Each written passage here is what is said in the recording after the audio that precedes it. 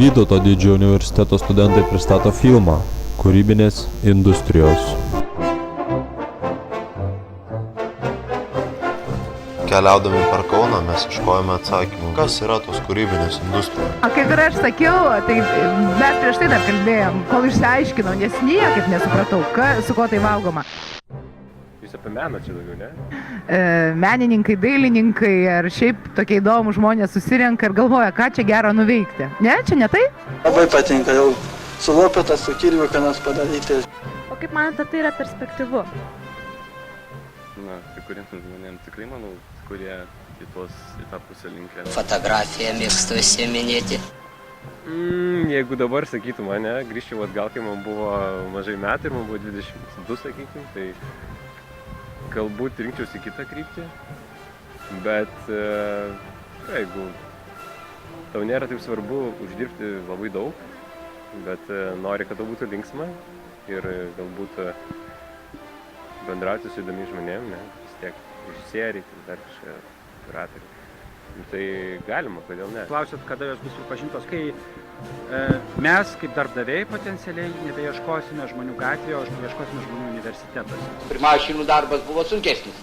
Čia turbūt švaresnis toks, šiltoj patalpoj ir aš paėmiau tą darbą dirbti. Žmonės turėtų būti veiklūs šitoj sferoj, taip. Tikrai taip.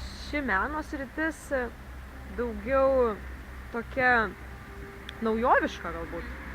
Tai va, aš apie tai galvoju, kad tas naujoviškumas galbūt ir įneš į tą mūsų visuomenę, ne tam jaunam žmogui, tokios daugiau perspektyvos, pamąstymo daugiau, nes toks dalykas aš įsivaizduoju kaip senovinė tapyba, visokie kitokie dalykai, jau ir tai, man atrodo, viskas aišku, ar ne? Ilgą laiką Lietuvai trūko kūrybinių industrijų specialistų. Kas realizuodavo? Lenka. Lenka realizuodavo. Pinigus kaip išleisdavo? Pragerdavo. Įdedi labai daug darbo, bet sunku parodyti tą darbą, nes galbūt tu praleidai galvodamas, kaip kažką padaryti, praleidai, tai sakykim, 3 dienas prie to dalyko ir paduodi savo klientui, sakykim, visą tą produktą, o jam atrodo, kad tai galima sugalvoti per valandą ir 2 ir labai sunkiai vertinami ir žmonės to paprasčiausiai nesupranta.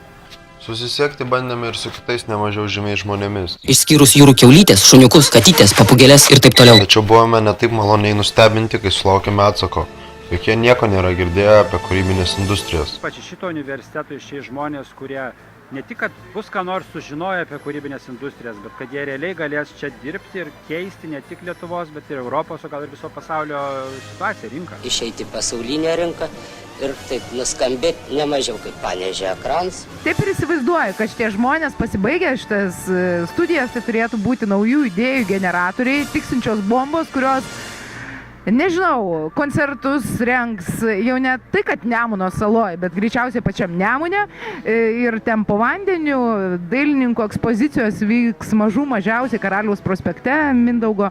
Na, kažką tokio, beprotiško, fantastiško, ko dar nebuvo. Nusikelkime 20 metų į ateitį ir pažiūrėkime, kaip sekasi Vytauto didžiojo universiteto kūrybinių industrijų studentams.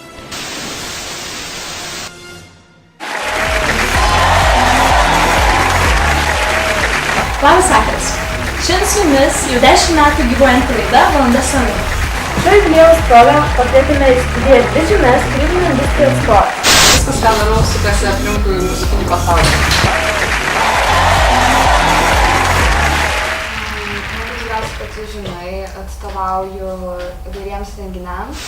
Sveiki, esu žurnalistė Eglė Goravičiūtė. Šiandien kalbinsiu garsiąją Lietuvos verslininkę Tomą Kiseliūtę. Kas jūs paskatino įkurti jūsų verslą? Mane paskatino mano studijos. Vytauto didžiojo universiteto kūrybinių industrijų bakalauras įgyvendino savo svajonę ir kartu su Amerikos sportinių žaidimų kompanija 2K Sports išleido naują NBA 2K33 žaidimą, dabar prieinamas Xbox, PlayStation Free konsolė. Taip pat norėjau pakviesti į savo studiją vieną garsę savo kolegę, režisierę Rasą Jonaitytę. Tačiau šiandien yra Kanų festivalyje, todėl negali dalyvauti. Ir ką tu studijuoji? Jūs pasakydavai kūrybinės industrijas. Ir kas tu būsi? Kūrybinių industrijų specialistas. Dabar pasakai, kad tu esi kūrybinių industrijų specialistas ir visi yra, Wow! Dabar jau kūrybinės industrijos šalia teisės, šalia medicinos, galim sakyti, lygiuojasi. Šiuo metu yra viskas, o tuo metu tai buvo nieko. Taigi po pertraukėlės mes pakalbinsime žiūrovus ir paklausime, kas jų nuomonė yra kūrybinės industrijos ir ar tai yra perspektyva.